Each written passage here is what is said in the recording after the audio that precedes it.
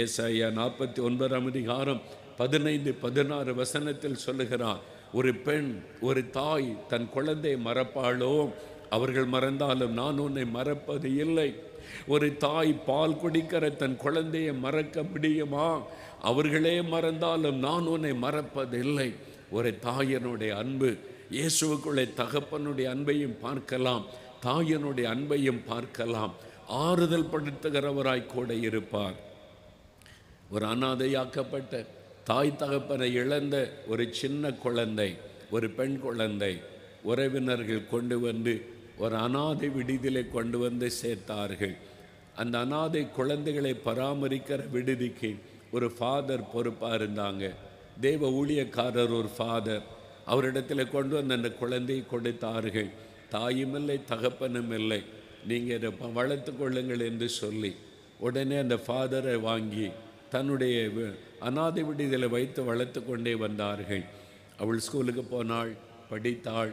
பல சமயத்தில் மற்ற குழந்தைகளை தாய் பார்க்க வருவாங்க, தகப்பன்மார் பார்க்க வருவார்கள். ஏக்கத்தோடு அதை பார்ப்பாள். என்னை பார்க்க யாருமே வரலையே, எனக்கு அம்மா இல்லையா, அப்பா இல்லையான்னு சொல்லி அப்பொழுதெல்லாம் அந்த ஃபாதரும் அங்கிருந்த சிஸ்டர்ஸும் ஆறுதல் படுத்தி, நீ ஒன்று சோர்ந்து போகாத, நாங்கள் இருக்கிறோம் என்பதாகலாம் சொல்லி அவளை நடத்தி கொண்டு வந்தார்கள். இளம் வாலிப மகள் ஆகிவிட்டாள். அவளுக்குள்ளே ஒரு நாள் சூழ்நிலை பார்த்தபோது, என்னோட படிக்கிறவங்களுக்கெல்லாம் அப்பா இருக்கிறாங்க, அம்மா இருக்கிறாங்க, பாசத்தோடு வந்து பார்க்குறாங்க, எனக்கு எங்கள் அப்பா எங்கே, எங்கள் அம்மா எங்கே, நான் ஏன் அனாதையாக்கப்பட்டேன், அவங்க என்னை பார்க்க வரமாட்டாங்களா? அந்த வேதனையோடு ஒரு நாள் ஃபாதரிடத்தில் போய் கேட்டாள். கண்ணீர் விட்டு அவள் அழுதாள்.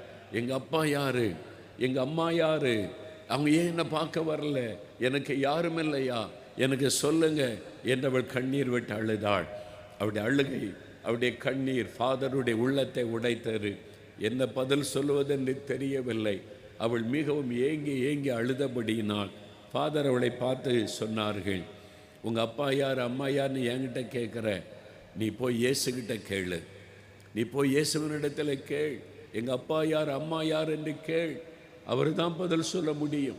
அவள் நேராக அந்த ஹாஸ்டலுக்குள்ள அந்த சேப்பலுக்கு ஓடினாள். அந்த சேப்பலில் போய் முழங்கால் படியிட்டு சிறு பிள்ளை போல் அழுதாள். எனக்கு அப்பா வேணும், அம்மா வேணும், எனக்கு யார் எங்கள் அப்பா, யார் என்னுடைய தாய், ஆண்டவரே எனக்கு சொல்லுங்க, இயேசுவே எனக்கு சொல்லுங்க. அவருடைய காயப்பட்ட உள்ளம், அன்புக்காக ஏங்கின உள்ளம் அழுதது, கண்ணீர் வடித்தாள். சிறு பிள்ளை போல புலம்பி வெகு நேரம் அழுதாள். அழுது அழுது தேவனுடைய பாதத்தில் விழுந்து கிடந்தாள். அவருடைய கண்ணீர் அந்த இடத்தையெல்லாம் நினைத்திருந்தது. திடீரென்று ஒரு சத்தம் கேட்டது, மகளே, உங்கள் அப்பா யார், அம்மா யார் என்று நான் சொல்லுகிறேன் என்று. அவள் விழுந்து கிடந்த அவள் எழும்பி நேராய் பார்த்தபோது இயேசு நின்று கொண்டிருந்தார். பிரத்யட்சமாய் அவர் வந்து அவளை சந்தித்தார். ஆண்டவர் சொன்னார், உங்கள் அப்பா யார், அம்மா யாருன்னு தானே கேட்ட, நான் தான் உனக்கு அப்பா, நான் தான் உனக்கு அம்மா. இயேசு சொன்னார், ஐ am your father, I am your mother, my daughter. நான் தான் உனக்கு எல்லாமே. இயேசுடைய பாதத்தில் விழுந்தாள். நீங்கள் தான் எனக்கு தகப்பன், நீங்கள் தான் எனக்கு தாய்.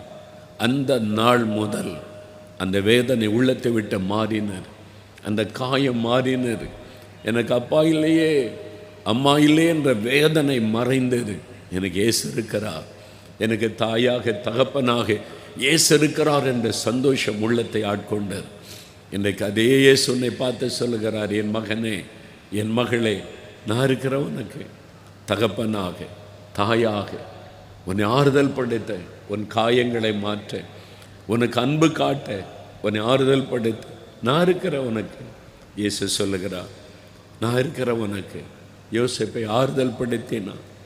தாயாக தகப்பனாக கர்த்தர் யோசேப்போடு கூட இருந்து ஆறுதல் படுத்தினார். அந்த ஆறுதல் தான் அவனுடைய உள்ளத்தில் ஒரு தைரியத்தை கொடுத்தது. யோசேப்போடு கூட கர்த்தர் இருந்தார். ஆறுதல் படுத்துகிற தாய் தகப்பனாக ஆண்டவர் கூட இருந்தார்.